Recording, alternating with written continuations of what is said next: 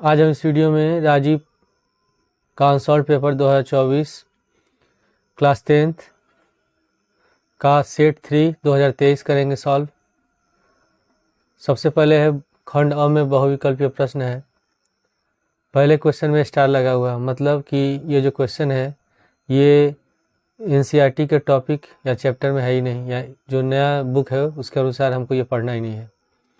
दूसरा क्वेश्चन है बिंदु -3,5 की y अक्ष से दूरी क्या होगी।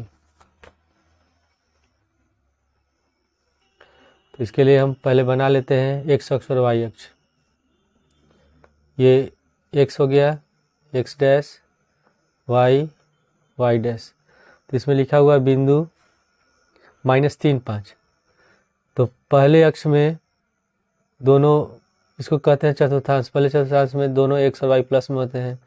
इसमें ये माइनस होगा, ये प्लस होगा, फिर दोनों माइनस होते हैं और इसमें प्लस होता है, फिर माइनस होता है। क्योंकि इसमें तो पहले लिखा हुआ बिंदु -3,5, तो -3,5 किस में आएगा? दूसरे चतुर्थांश में। ठीक है, तो जो ये 3 है पहले लिखा जाता है x, फिर लिखा जाता है y। तो -3 कहाँ आएगा? ये x वाले में, और 5 कहाँ आएगा? y में। ठीक है, तो क्वेश्चन में लिखा हुआ है कि बिंदु -3,5 की y अक्ष से दूरी, यानी कि ये दूरी। तो ये दूरी कितनी होगी? ये x की दूरी है। ठीक है, तो ये दूरी कितना होगा? -3 लिखा हुआ है इसमें, ऑप्शन में लिखा हुआ -3। ठीक है, लेकिन माइनस जो दूरी होता है माइनस में नहीं होता है, प्लस में होता है। 3 इकाई होगा, तो इसमें कौन सा आंसर होगा? डी वाला होगा, इनमें से कोई नहीं। क्योंकि दूरी जो होगी किस में होगी? इसमें यहाँ से यहाँ तक 3 है, तो ये दूरी होगा प्लस में, +3 इकाई होगा इसका आंसर।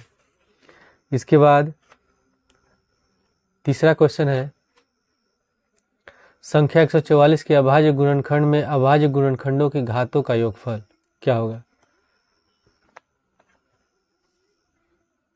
तो हम निकाल लेते हैं 144 का अभाज्य गुणनखंड। तो 2 से भाग देंगे, 2 7 14 72 बार में, फिर 2 से 72 को भाग देंगे 36 बार में, फिर 2 से 36 में 18 बार में, फिर 2 से 18 में 9 बार में, फिर 3 से 9 3 बार में, फिर 3 से 3 1 बार में। तो लिखेंगे 144 बराबर 2 गुणे 2 गुणे 2 गुणे 2। 2 4 बार है, 3 2 बार है, तो गुणे 3 गुणे 3। तो 2 4 बार गुणा है तो 2 का पावर 4, और 3 2 बार गुणा है तो 3 का स्क्वायर हो गया। तो क्वेश्चन में बताना है कि अभाज्य गुणनखंडों के घातों का योगफल। तो घात इसका एक का 4 है और एक का 2 है, तो घात का योगफल होगा 4 + 2 बराबर 6।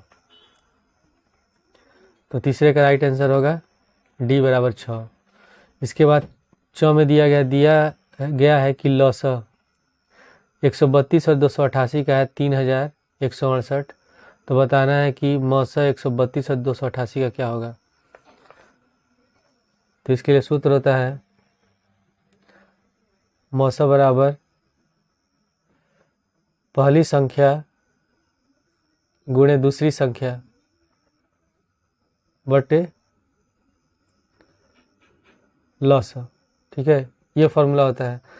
और नहीं तो हम क्या करें, डायरेक्ट हम निकाल सकते हैं दोनों संख्याओं का मौसा। तो 132 और 288 है, तो इसका मौसा हम निकाल सकते हैं भाग विधि से, या ऐसे भी निकाल सकते हैं। या पहली संख्या लिख देंगे 132, दूसरा लिखेंगे, दूसरी संख्या हो जाएगी 288, और इसका लॉसा है 3168।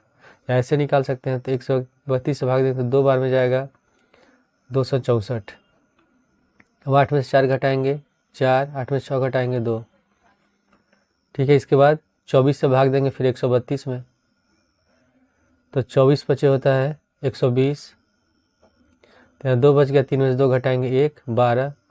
तो 12 से 24 से भाग देंगे 2 बार में, तो 12 दूनी 24 कट गया। यानी कि इसका जो मौसा होगा कितना होगा? 12 होगा। ठीक है, उसी तरह अब इसके बाद इसका आंसर कौन सा हो गया था? पांचवें का आंसर होगा डी। चौथे का आंसर कौन सा होगा? डी होगा 12। इसके बाद पांचवा क्वेश्चन है, यदि द्विघात समीकरण 3x² - 12x + m बराबर 0 के मूल बराबर है तो m का मान क्या होगा। पांचवा क्वेश्चन है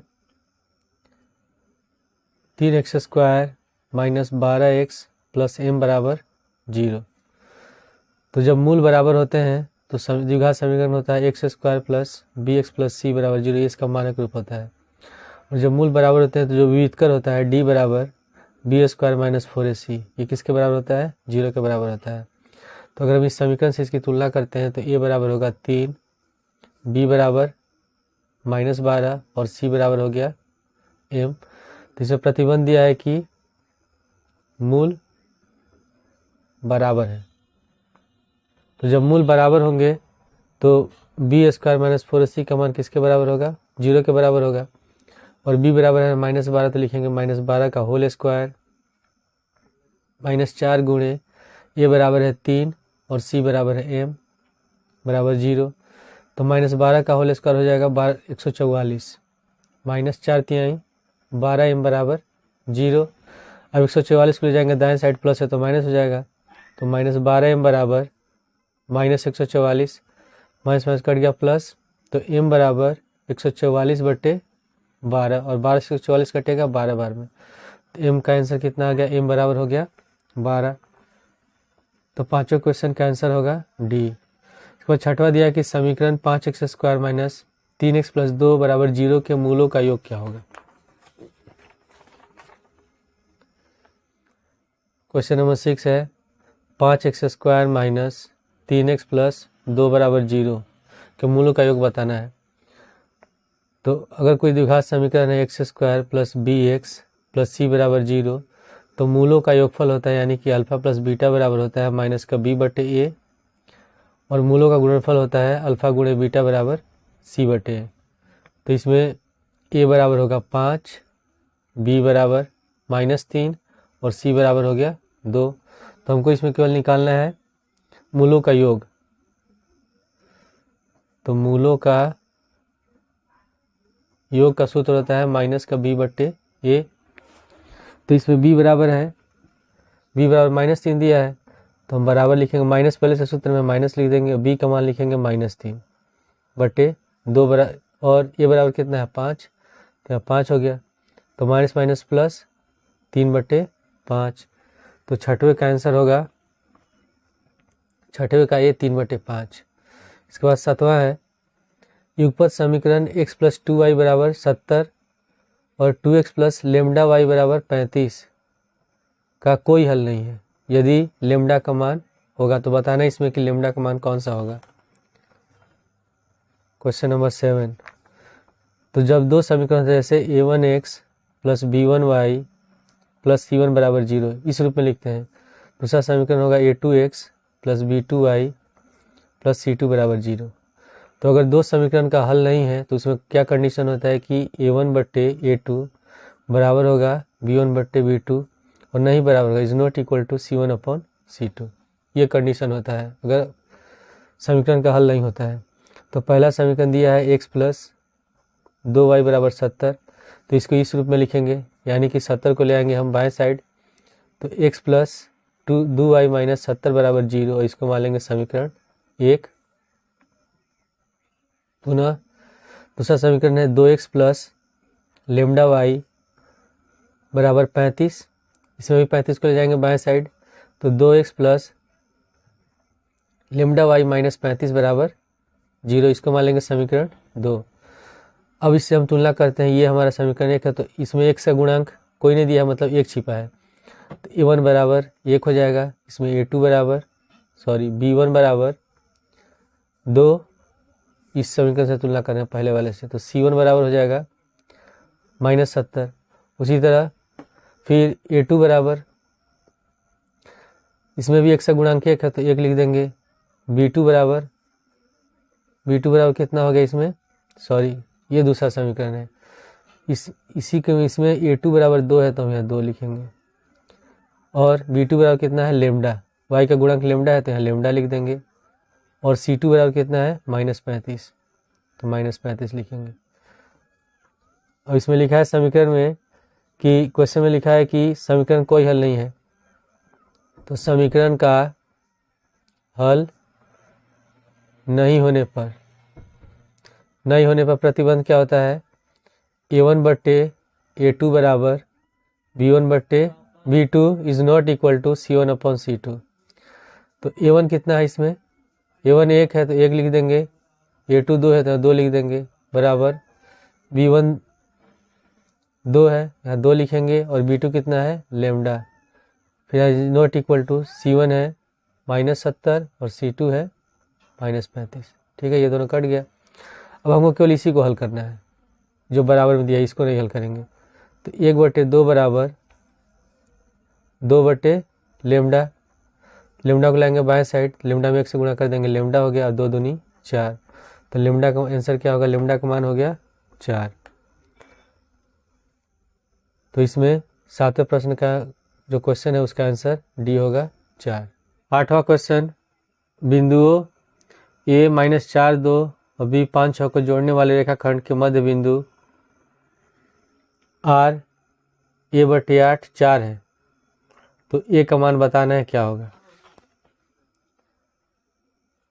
क्वेश्चन नंबर 8 है, इसमें लिखा हुआ है 2 बिंदु हैं, एक A का निर्देशांक है -4 2 और B का निर्देशांक है 5 6, और इसका मध्य बिंदु है, मध्य बिंदु इसमें दिया हुआ है P है, और इसका निर्देशांक है A/8, 4। तो मध्य बिंदु का सूत्र क्या होता है, ये बिंदु होगा x1 y1 और ये होता है x2 y2, और जो मध्य बिंदु होता है इसका निर्देशांक होता है xy। तो मध्य बिंदु के निर्देशांक का सूत्र होता है xy बराबर x1 + x2/2 y1 + y2/2। तो इसमें x1 बराबर है -4, तो -4 लिख देंगे, प्लस x2 बराबर है 5/2 y1 बराबर है 2, तो यहाँ 2 लिख देंगे, प्लस और y2 बराबर है 6/2, और इसमें x और y कितना है A/8 और 4 है, तो यहाँ लिख देंगे A/8, 4। तो हमको A का मान निकालना है। ठीक है, तो A इसमें ये x का निर्देशांक है और ये x वाला निर्देशांक है, तो हम इसमें x वाले निर्देशांक की तुलना करेंगे। तो A/8 बराबर हो जाएगा, 5 में 4 घटाएंगे 1/2, तो A बराबर हो गया 8/2, और 2 से 8 कटेगा 4 बार में, तो A का मान कितना आ गया 4। तो इसमें 8वें क्वेश्चन का आंसर होगा डी। इसके बाद 9वां है कि दिए गए चित्र में त्रिभुज ABC के आधार BC के समांतर रेखाखंड PQ खींचा गया है। यदि PQ समांतर BC है बराबर एक PQ संबंध BC बराबर 1/3 दिया है, तो AP तथा PB का अनुपात बताना है। क्वेश्चन नंबर 9,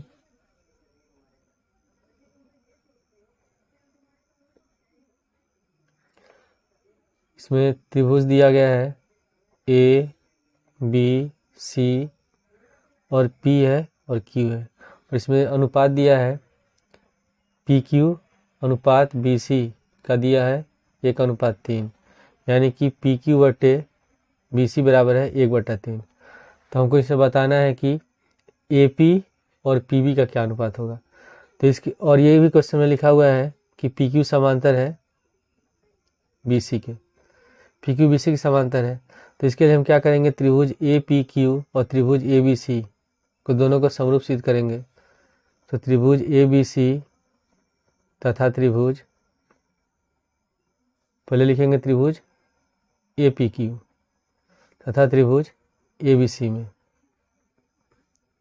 ये कोण और ये कोण दोनों बराबर होगा। अगर दो रेखाएं समांतर हैं और इसको कहते हैं तिर्यक रेखा, तो ये दोनों कोण आपस में बराबर होते हैं, इसको हम कहते हैं संगत कोण।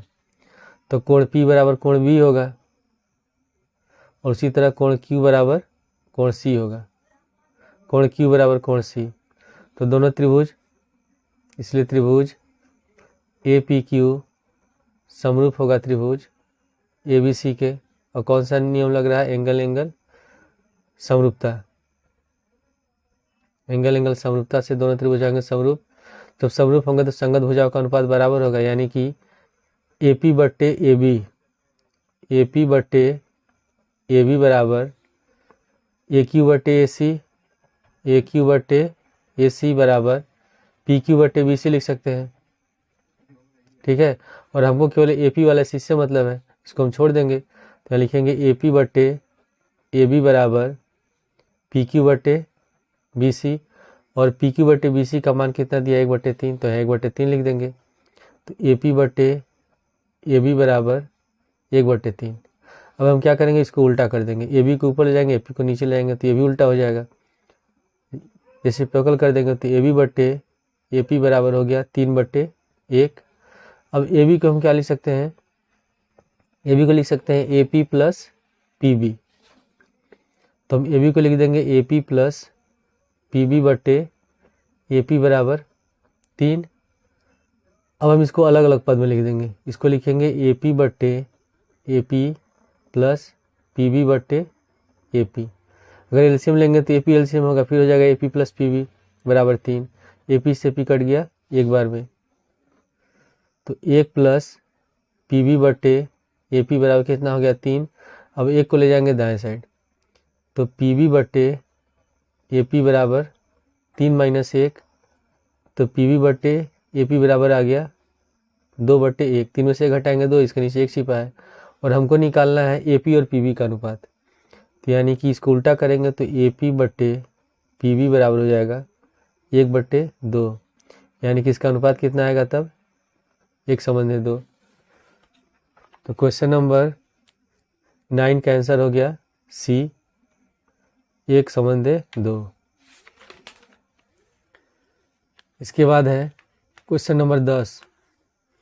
इसमें भी स्टार लगाइए, हमको क्वेश्चन नहीं करना है। फिर क्वेश्चन नंबर 11, इसको भी नहीं करना है। इसके बाद 12वां क्वेश्चन है, चित्र में ए बी बराबर 3 सेंटीमीटर, ए सी बराबर 6 सेंटीमीटर, बी डी बराबर 2 सेंटीमीटर, सी डी बराबर 4 सेंटीमीटर। तो कोण बी ए डी और सी ए डी का अनुपात निकालना है। कोण बी ए डी और सी ए डी का हमें अनुपात निकालना है।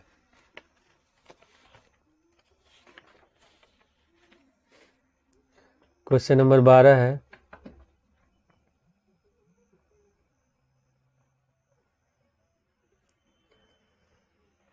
इस तरह का लिखा, मतलब ये समकोण त्रिभुज है, यहाँ ऐसे लंब है, और ये ए बी सी डी, ये बी डी बराबर दिया है 2 सेंटीमीटर, डी सी बराबर है 4 सेंटीमीटर, और ये कितना है 6 सेंटीमीटर है, और ये है 3 सेंटीमीटर। तो हमको बताना है कोण बी ए डी और कोण सी ए डी का अनुपात बताना है क्या होगा। तो इसके लिए हम पहले इसमें आएंगे, ये कोण निकालना है हमको बी ए डी, ठीक है, और इसमें सी ए डी निकालना है, इसका अनुपात निकालना है। तो ये कोण हो गया त्रिभुज ए बी डी में, ये कोण है, इसके सामने भुजा लंब है, ये कर्ण है। तो लंब और कर्ण किस में आता है, साइन में आता है, ठीक है। तो इसको हम मान लेते हैं, इस कोण को मान लेते हैं एक्स, इसको मान लेते हैं वाई। तो मैं लिख सकते हैं तब त्रिभुज ए बी डी में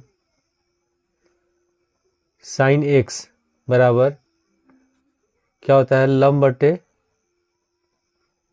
कर्ण। तो इसमें लंब कौन सा है, ये लंब हो जाएगा 2 और कर्ण हो गया 3, 2/3, यानी कि साइन एक्स बराबर निकल गया 2/3। उसके बाद फिर हमको क्या निकालना है, अब इसमें वाई निकालना है। तो इस कोण के सामने वाली भुजा ये लंब हो जाएगी और ये कर्ण होगा, तो इसमें भी साइन वाई लिख देंगे। तो साइन वाई बराबर 4/6 हो जाएगा, लंब बटे कर्ण। इसको काटेंगे 2 से, 2 बार में, ये 3 बार में, तो साइन वाई बराबर हो गया 2/3। अब इन दोनों कोणों का अनुपात निकालना है। तो साइन एक्स बटे साइन वाई बराबर हो गया 2/3 और 2/3। ये भी एक बार में कट गया, ये भी एक बार में कट गया, तो इसका अनुपात कितना आएगा 1/1, यानी कि 1/1। तो 12वें क्वेश्चन का आंसर कौन सा होगा, बी। इसके बाद 13वें में भी स्टार लगा है। फिर 14वां क्वेश्चन दिया है, चित्र में बिंदु ओ का बिंदु ए तथा पी से देखने पर अनुमान कोण की माप क्या होगी, ये हमको बताना है।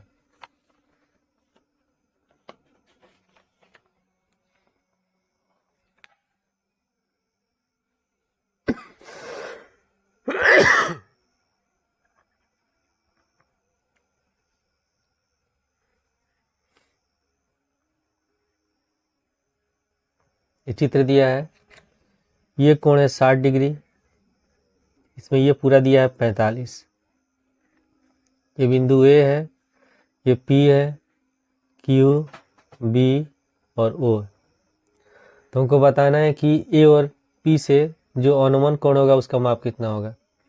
तो अनुमान कोण कहाँ बनता है? ऊपर से। जब हम ए से नीचे की ओर देखेंगे तब यहाँ अनुमान कोण बनेगा। 30 वाले त्रिभुज में ये पूरा 45 दिया, मतलब बिंदु ए पर 45 डिग्री बन रहा है, और इसमें ये 60 दिया है और ये वाला कोण नहीं दिया इसमें। अगर हम इसके समांतर यहाँ लाइन खींचेंगे तो ये जो कोण होगा यहाँ बनेगा अनुमान कोण। तो इसके लिए हमको इस कोण का माप निकालना पड़ेगा। तो ये 60 डिग्री है और यहाँ ही कितना है? 90 डिग्री है। तो त्रिभुज पी ओ क्यू में, इस पूरे त्रिभुज पी ओ क्यू में कोण P प्लस कोण O प्लस कोण Q बराबर कितना हो जाएगा? 180।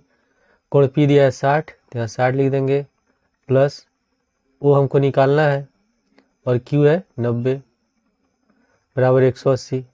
तो कोण O बराबर 60 और 90 150। इसको दाएं साइड ले जाएंगे तो 180 माइनस 50 घटाएंगे, कितना हो गया? 30 डिग्री। यानी कि ये जो कोण होगा यह 30 डिग्री होगा, तो ये भी कितना होगा? 30 होगा। यानी कि बिंदु ए पर बनेगा 45 डिग्री और पी पे बनेगा 30 डिग्री। तो 13वें क्वेश्चन का आंसर कौन सा होगा? ए होगा 30 डिग्री और नहीं 45 डिग्री और 30 डिग्री, बी वाला आंसर होगा। इसके बाद है क्वेश्चन नंबर 15 और 16। तो क्वेश्चन नंबर 15 में भी स्टार लगा, यानी कि ये क्वेश्चन हमको नहीं करना है। यदि एक वृत्त की परिधि और क्षेत्रफल संख्यात्मक रूप में से क्या है। फिर 16वां भी नहीं करना है।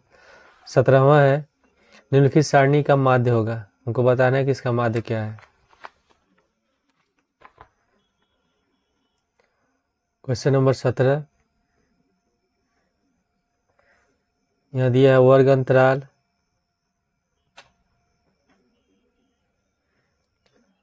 उसके बाद है बारंबारता, वर्ग अंतराल है 0 से 10, 10 से 20, 20 से 30, 30 से 40 और 40 से 50। और बारंबारता दिया है 4, 5, 6, 4, 1।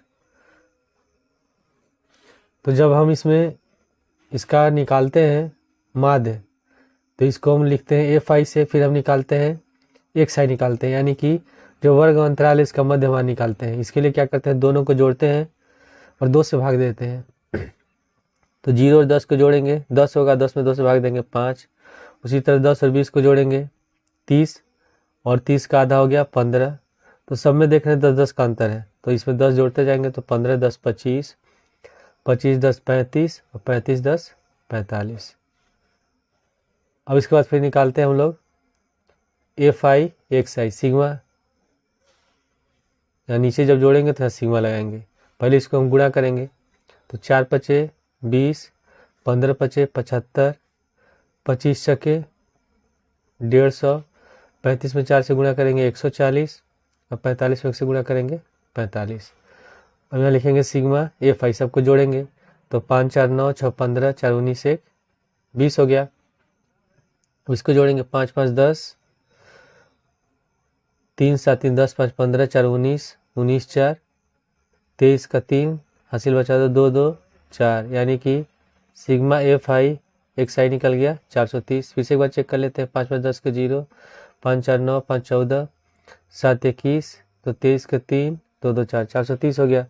तो माध्य x बार बराबर होता है sigma Fi xi upon sigma Fi। तो ये निकला है 430 बटे 20।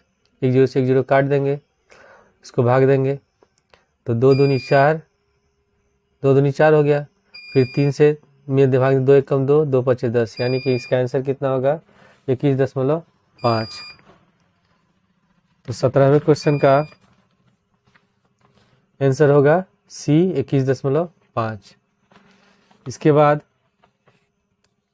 क्वेश्चन नंबर 18 है, यदि दिए गए आंकड़ों का समांतर माध्य और बहुलक क्रमशः 28 और 16 है तो माध्यिका क्या होगी। यानी कि माध्य दिया है 28 और बहुलक दिया है 16, तो हमको माध्यिका निकालना है।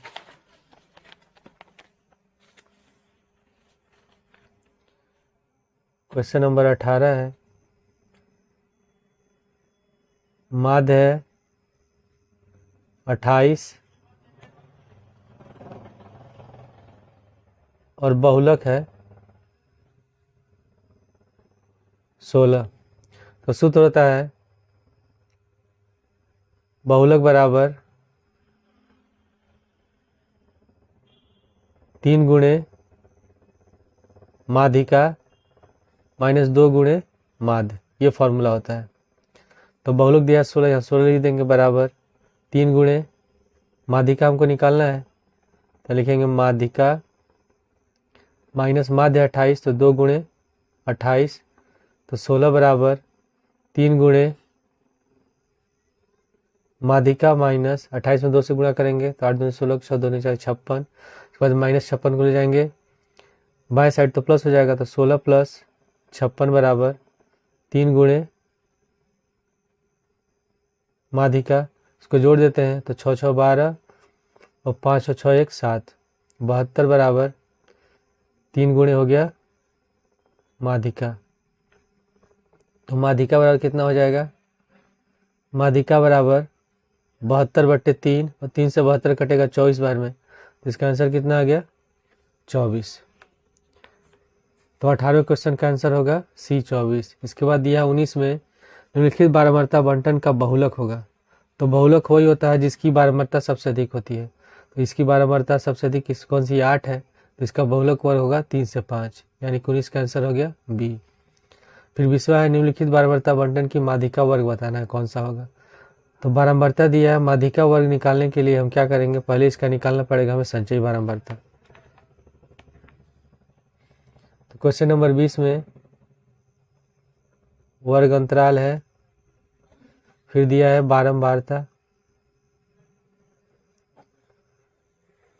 तो वर्ग अंतराल दिया है 0 से 10, 10 से 20, 20 से 30, 30 से 40 और 40 से 50। फिर बारंबारता दिया है 4, 5, 13, 20 और 8। अब हम क्या करते हैं, बारंबारता को F से लिखते हैं, फिर हम निकालते हैं संचयी बारंबारता।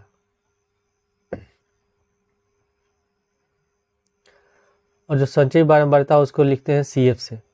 तो पहले जो पहला अंक होता है बारंबारता उसको लिख देंगे 4, फिर 4 में 5 जोड़ देंगे 9, फिर 9 में 13 जोड़ेंगे 22, और 22 में 20 जोड़ेंगे 42, और 42 में 8 जोड़ेंगे 50।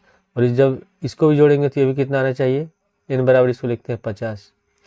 5 4 9 3 12 8 20 के 0 हासिल बचा 2 2 2 4 1 5, 50 आ गया। ठीक है, अब हम इसका निकालते हैं n/2, यानी कि 50/2। तो 2 से 50 कटेगा 25 बार में, दिया गया 25। तो अब हम देखेंगे कि जो 25 है ये संचयी बारंबारता में कहाँ आ रहा है। तो यहाँ तो लिखा हुआ 22, और 22 का मान 25 से कम है, यहाँ 42, यानी कि जो 25 है वो किस में आना चाहिए, 42 वाले संचयी बारंबारता में आना चाहिए। तो इसमें हम सीधे ऐसे आ जाएंगे। तो जो माध्यिका वर्ग होगा वो कौन सा होगा, 30 से 40 होगा, यानी कि जो 20 का आंसर होगा वो बी होगा 30 से 40। खंड ब में वर्णनात्मक प्रश्न है, और जितने भी प्रश्न सब 2-2 नंबर के हैं। पहला का ए, सिद्ध कीजिए कि √3 एक अपरिमेय संख्या है। तो √3 को अपरिमेय सिद्ध करने के लिए हम क्या मानते हैं, सबसे पहले इसको मान लेंगे परिमेय। क्वेश्चन नंबर फर्स्ट का है ए, माना √3 एक परिमेय संख्या है, और हम मान लेंगे कि इसको P/Q के रूप में लिखते हैं। तो √3 बराबर लिख देंगे A/B, जहाँ A तथा B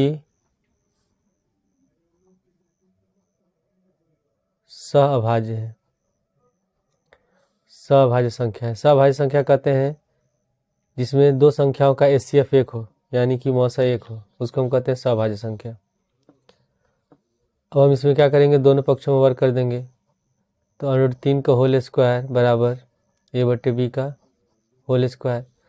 तो √3 का होल स्क्वायर हो जाएगा 3 और ये होगा a² / b²। अब हम b² को लाएंगे बाएं साइड में, तो ये हो जाएगा 3b² बराबर a²। ठीक है, इसको मान लेते हैं समीकरण 1। अगर हम 3 को इधर जाते हैं तो हो जाएगा b² बराबर a²/3। तो इसका मतलब 3 जो है a² को विभाजित करता है। प्रमेय 1.3 के अनुसार अगर 3 a² को विभाजित कर रहा है तो 3 a को विभाजित करेगा। तो हम लिख देंगे कि इसमें a² 3 से विभाजित है, अतः a 3 से भी विभाज्य होगा। अब हम क्या करेंगे, अब हम मान लेंगे a बराबर 3c और उसका मान रखेंगे समीकरण 1 में। लिखेंगे पुनः a बराबर 3c समीकरण 1 में रखने पर समीकरण 1 कौन सा है, 3b² बराबर a²। तो यहाँ लिख देंगे 3b² बराबर a²। और a बराबर हम लोग कितना माना है 3c, तो यहाँ लिख देंगे 3c। 3b² बराबर 3c का होल स्क्वायर, यहाँ a² है तो 3c का होल स्क्वायर हो जाएगा। तो 3b² बराबर 3 का स्क्वायर 9, 9c²। अब 3 को ले जाएंगे हम लोग दाएं साइड तो बट्टे में चला जाएगा। तो b² बराबर 9c²/3 और 3 से 9 कटेगा 3 बार में। तो b² बराबर हो गया 3c²। ठीक है, तो अब हम अगर 3 को इधर लाते हैं तो c² बराबर क्या लिखेंगे, b²/3। तो इसका मतलब b² 3 से विभाज्य है। जब b² 3 से विभाज्य होगा तो p भी 3 से विभाज्य होगा। तो इसमें भी लिखेंगे कि b² 3 से विभाज्य है, अतः b भी 3 से विभाज्य होगा।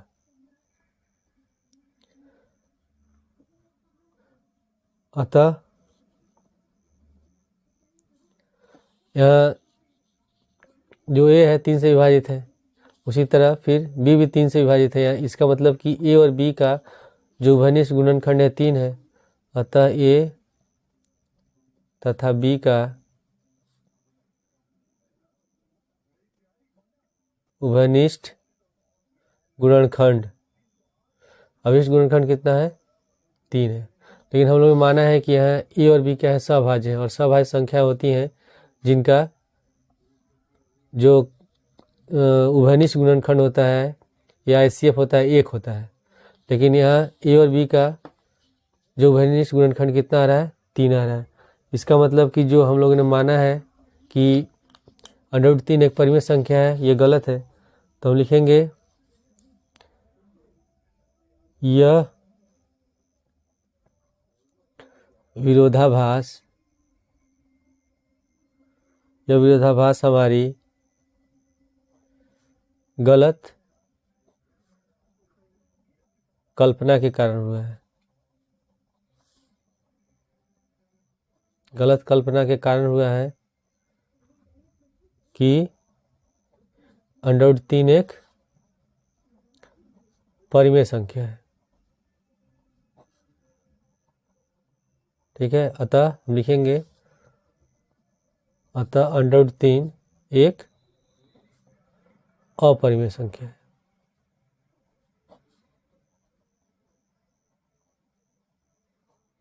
इसके बाद है question number B, tan a + b बराबर 1 और tan a - b बराबर 1/√3।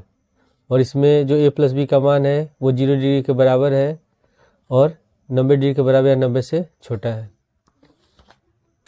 तो पहला इसमें लिखा हुआ है बी में tan a प्लस बी बराबर 1, और tan में 45 डिग्री का मान 1 होता है, तो हम 1 के जगह लिख देंगे tan 45 डिग्री। तो tan a प्लस बी बराबर tan 45 डिग्री। तो tan से tan कट गया, तो a प्लस बी बराबर हो जाएगा 45 डिग्री। इसको मान लेंगे समीकरण 1। पुनः इसमें दिया है कि tan a माइनस बी बराबर 1/√3। तो tan में 1/√3 का मान होता है tan 30 डिग्री। तो यहाँ लिखेंगे tan a माइनस बी बराबर 1/√3 का जगह लिख देंगे tan 30 डिग्री। तो इसमें भी tan से tan कट गया, तो a माइनस बी बराबर 30 डिग्री। इसको मान लेंगे समीकरण 2।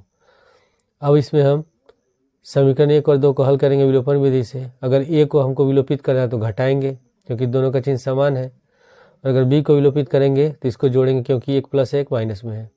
तो हम दोनों समीकरण को जोड़ देते हैं। समीकरण 1 तथा समीकरण 2 को जोड़ने पर तो समीकरण 1 है a प्लस बी बराबर 45 डिग्री, और दूसरा समीकरण है a माइनस बी बराबर 30 डिग्री। तो जोड़ेंगे तो b से b कट गया, a और a को जोड़ेंगे 2a, 45 और 30 जोड़ेंगे तो 5, 4 3 7 हो गया 75। तो a बराबर हो जाएगा 75/2, और 2 से 75 भाग देंगे तो 2 3 6, 2 7 14, 37.5। यह आ गया 37.5 डिग्री a का मान। अब a का मान रख देंगे हम समीकरण 1 में, तो b निकल जाएगा। a का मान समीकरण 1 में रखने पर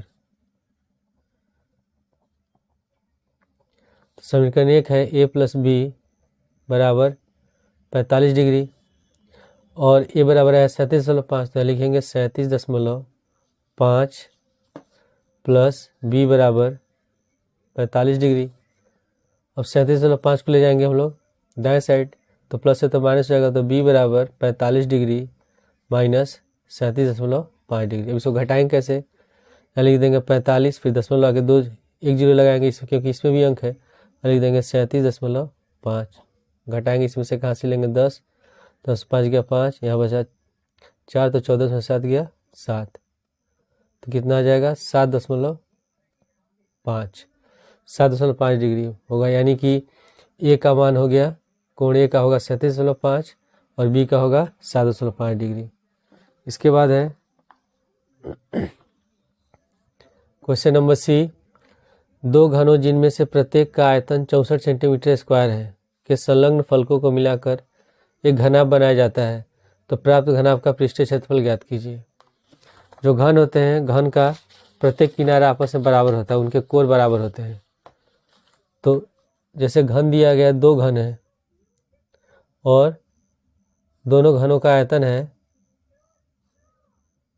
64। प्रत्येक जो घन है उसका आयतन है 64 सेंटीमीटर की। मान लेते हैं ये पहला घन हो गया, ये पहला घन हो गया, ये दूसरा घन हो गया, और एक का आयतन दिया है 64 और दूसरे का भी आयतन 64 है, और दोनों को मिला करके एक घना बनाया गया, इस तरह का घनाभ। तो हमको बताना है कि जो घनाभ है इसका पृष्ठीय क्षेत्रफल क्या होगा। तो इसके लिए हम निकालेंगे घनाभ के प्रत्येक भुजा की लंबाई। तो क्वेश्चन नंबर सी में दिया हुआ है इसमें घन का आयतन।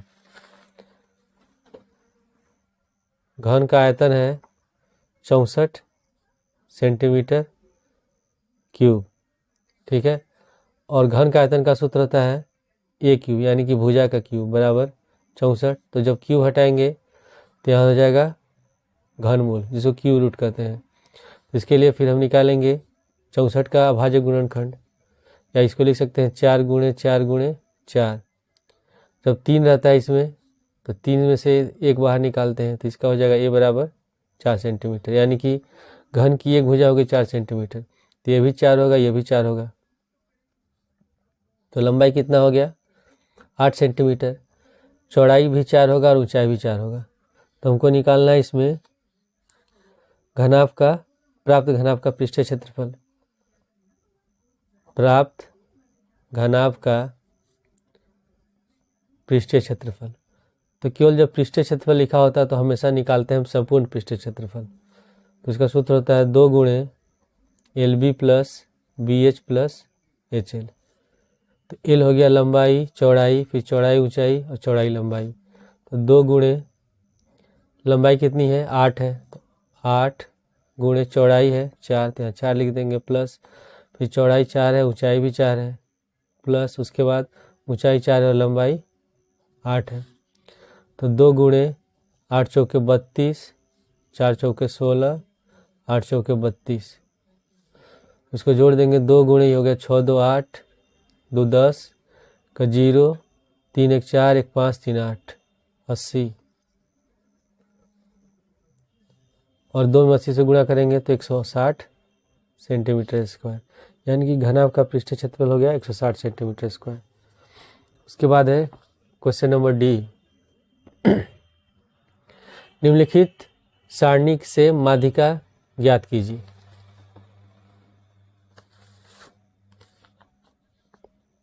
क्वेश्चन नंबर डी है, वर्ग अंतराल दिया है और बारंबारता। तो कभी हम माध्यिका निकालते हैं तो संचयी बारंबारता भी निकालते हैं, लिख देंगे संचयी बारंबारता।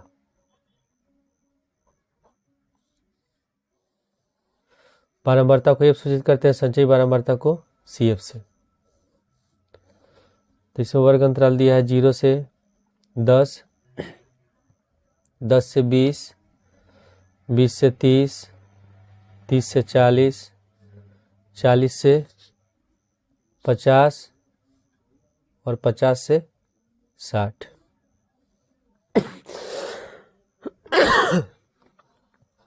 और बारंबारता है 7, 12, 18, 15, 10, 3। हम संचयी बारंबारता निकाल लेंगे। यहाँ हो गया 7, फिर 12 में 7 जोड़ेंगे 19, फिर 19 में 18 जोड़ेंगे 37, 37 में 15 जोड़ेंगे 52, 52 में 10 जोड़ेंगे 62 और 62 में 3 जोड़ेंगे 65। इसको जोड़ लेते हैं तो इतना ही आना चाहिए 65, 7 2 9, 9 8, 17 17 5, 22 और 22 3, 25 का 5, हासिल बचा 2, 2 1 3, 1 4, 1 5, 1 6, 65 हो गया, यानी कि n बराबर निकल गया 65। अब हम निकालते हैं n/2, यानी कि 65/2। तो भाग देंगे 2 3 6, 2 दूनी 4 और 1 बचा 32.5। तो अब ये जो 32.5 है इसको हम खुद चेक करते हैं संचयी बारंबारता इसमें कहाँ आएगा। तो यहाँ 19 है, यहाँ 37 है, तो 19 वाला तो होगा नहीं, ये कम है, तो कौन सा हम लेंगे तब 37। तो ये हमारा होगा माध्यिका वर्ग। तो माध्यिका का सूत्र होता है माध्यिका बराबर L plus n/2 minus CF/F और गुणे H। तो इसमें CF है जो हम लोग का माध्यिका वर्ग होता है, इसमें ये L है, L बराबर लिखेंगे 20, ठीक है। इसके बाद फिर n/2 कितना है 32.5, ये निकल गया है। CF, जो CF होता है इसके ठीक जो हम माध्यिका वर्ग ले रहे हैं उसके ठीक पहले वाला जो संचयी बारंबारता होगा, यानी कि CF बराबर क्या लेंगे 19। तो CF बराबर हो गया 19। इसके बाद है F होता है जो माध्यिका वर्ग का जो बारंबारता है वो, तो F बराबर क्या हो जाएगा 18। और H जो होता है जो वर्ग अंतराल है इसका जो साइज है, यानी कि इसकी जो सीमा है कितनी है 10 10 का अंतर है, तो H बराबर हो गया 10। तो हम माध्यिका निकालेंगे। तो माध्यिका बराबर L plus n/2 minus CF/F गुणे H।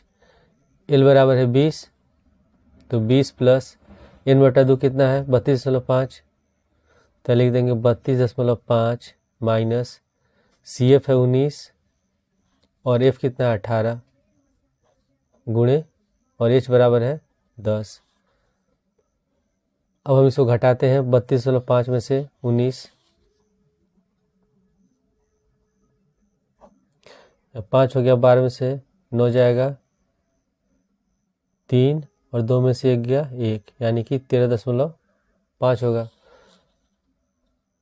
तो हम लिखेंगे 20 प्लस 13.5 गुणे 10/18, और जब हम 13.5 में 10 से गुणा करें तो दशमलव हट जाएगा, तो ये हो जाएगा 20 प्लस 135/18। अब ये देखते हैं कटता है कि नहीं, तो 5 दिन 8 9, 9 से कट रहा है, तो 9 दूनी 18 और ये हो जाएगा 15 9 135, तो 15/2, तो 2 को जब 15 से भाग देंगे तो ये होगा 7.5, तो 20 प्लस 7.5 उसको जोड़ेंगे तो होगा 27.5, यानी कि जो माध्यिका होगा वो कितना होगा 27.5 होगा। इसके बाद है क्वेश्चन नंबर ई। बिंदुओं 1 -5 और -4 5 को मिलाने वाले रेखाखंड को एक अक्ष द्वारा विभाजित करने वाले बिंदु का निर्देशांक ज्ञात कीजिए। क्वेश्चन नंबर ई में एक रेखाखंड है जिसमें ए का निर्देशांक दिया है। मान लेते हैं एक बिंदु है जिसका निर्देशांक है 1 -5 और बी का निर्देशांक है -4,5, और यहाँ कोई बिंदु P है जो एक अक्ष द्वारा ये एक अक्ष पर स्थित है, तो इसका निर्देशांक होगा, अगर कोई बिंदु एक अक्ष पर स्थित होता है तो उसका निर्देशांक होता है x0, और अगर y अक्ष पर होता है तो उसका निर्देशांक होता है 0y। ये हमेशा याद रखना जरूरी है, अगर x अक्ष पर होगा तो x0 और y अक्ष पर होगा तो 0y। तो हमको बताना है कि इसमें इस P बिंदु का निर्देशांक क्या होगा, और ये x अक्ष द्वारा विभाजित होता है।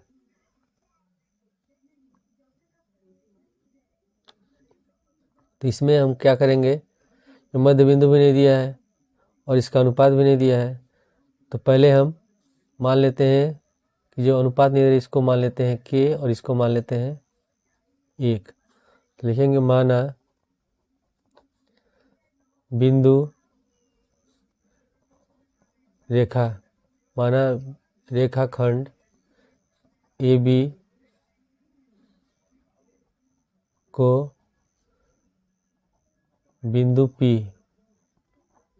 इसका निर्देशांक है x0 के संबंधी एक अनुपात में विभाजित करती है।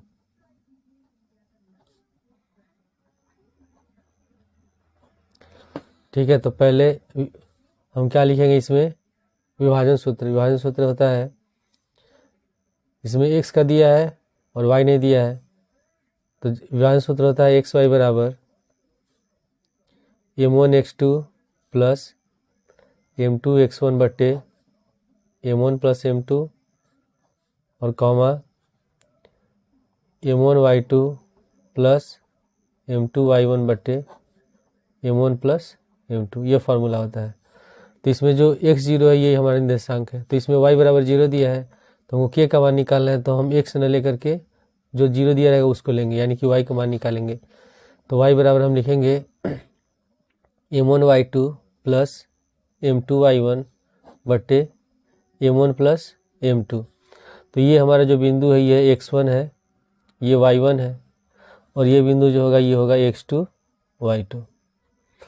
तो y कितना है, y बराबर 0 होते हैं, 0 लिख देंगे, बराबर m1 है k, तो यहाँ k लिखेंगे, गुणे y2 बराबर कितना है 5, तो 5 लिख देंगे, प्लस m2 बराबर है 1, तो यहाँ 1 लिखेंगे, गुणे y1 कितना है -5 है, तो हम यहाँ लिख देंगे -5, और बट्टे m1 प्लस m2 यानी कि k प्लस 1। अब इसके बाद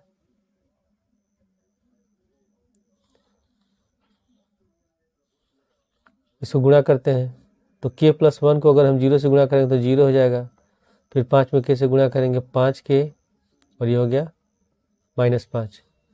अब इसके बाद 5k को ले आते हैं बाएं साइड, तो प्लस है तो माइनस हो जाएगा, तो -5k बराबर -5, तो 5 से 5 कट गया, तो k बराबर हो गया 5/5, और 5 से 5 कितने बार कटेगा, एक बार में, यानी कि ये कितना आ गया 1/1।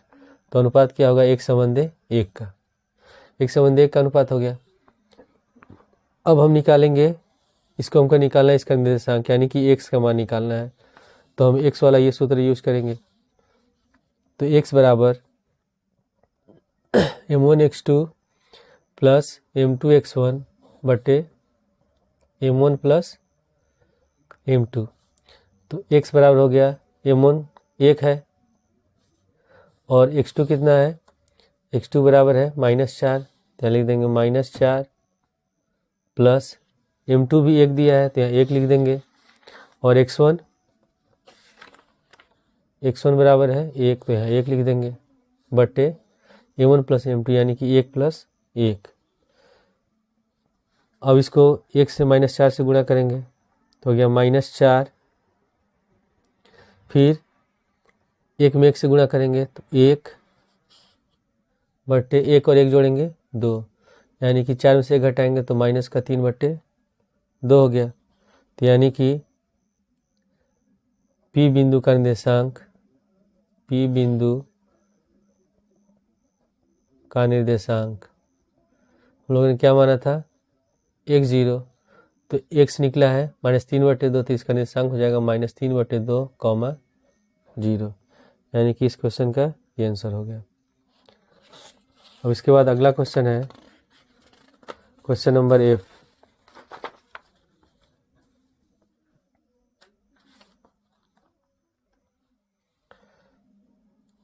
F है बिंदु A का निर्देशांक ज्ञात कीजिए जहां AB एक वृत्त का व्यास है और जिसका केंद्र 2 - 3 है तथा B का निर्देशांक 1 4 है।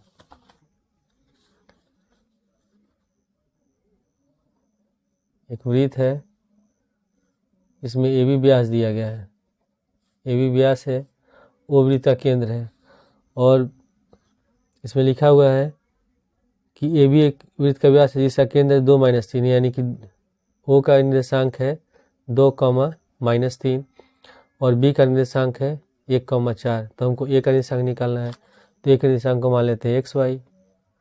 तो हम जानते हैं कि जो वृत्त का व्यास होता है उसका केंद्र क्या करता है, व्यास को 2 भाग में बांटता है, यानी कि ये दूरी और ये दूरी आपस में बराबर होगी। इसका मतलब जो वृत्त का केंद्र है वो व्यास का मध्य बिंदु है, तो इसमें हम मध्य बिंदु निर्देशांक का सूत्र का प्रयोग करेंगे। तो ये हमारा होगा x1 y1, ये होगा x2 y2, ठीक है, और ये होगा xy।